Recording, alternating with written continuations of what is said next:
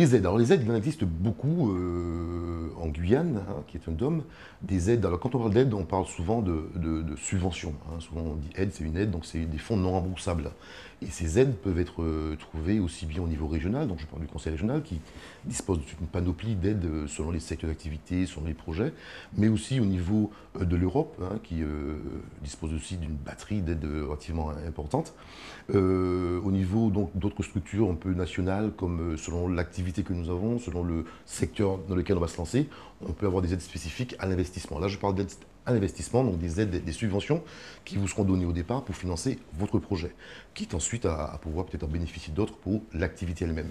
Alors là, je parle des subventions, mais il existe également d'autres formes de financement, et notamment les prêts bancaires, qui sont délivrés par un réseau bancaire sur la place. Et là, il convient d'avertir tous nos porteurs de projets que le secteur bancaire, et il n'y a pas qu'ici, n'est pas un partenaire dans des premiers jours d'entreprise, hein. Elle aime bien intervenir dans les financements une fois que l'entreprise a pris une certaine stature, une certaine étoffe.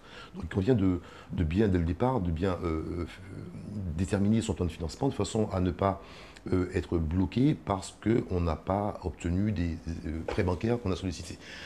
Sur ce point, je crois qu'il faut aussi, et là c'est très important, être conscient que dans une démarche de création d'entreprise, il y a donc une phase de préparation, de réflexion sur son projet, de calcul, de contact, mais aussi, à mon avis, une phase importante de préparation financière.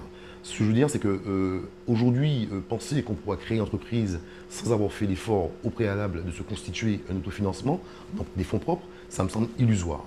Alors, même ceux qui arrivent à le faire, l'expérience montre qu'ils ne durent pas longtemps. Parce qu'il y a un problème de financement dès le départ qui, à mon avis, ne peut se régler que si on a fait l'effort dès le départ de se préparer financièrement, donc à se constituer une épargne, hein, qui fera un autofinancement au moment venu.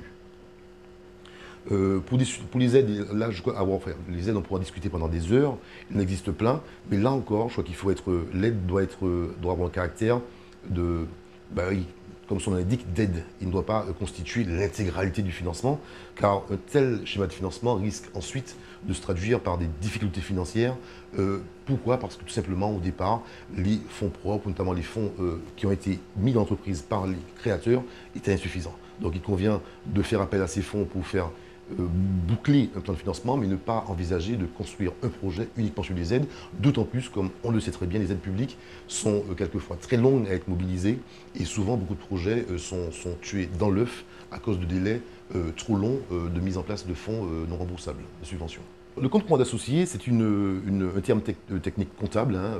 Alors on peut l'expliquer simplement en disant que ce sont les fonds qu'un porteur de projet, un associé d'une société, met à disposition de sa société pour pouvoir financer son activité. Hein, donc c'est un peu comme vous, en tant qu'associé de votre société, vous êtes aussi son créancier, vous lui prêtez de l'argent. Hein. Il faut bien comprendre que la société se distingue de votre propre personnalité et nous avons deux personnes entre lesquelles peuvent se tisser des relations financières. C'est le cas, vous, associé, vous portez de l'argent à votre société, cet argent vous sera remboursé par la suite, si elle le peut. C'est une forme également d'autofinancement que les banques acceptent également.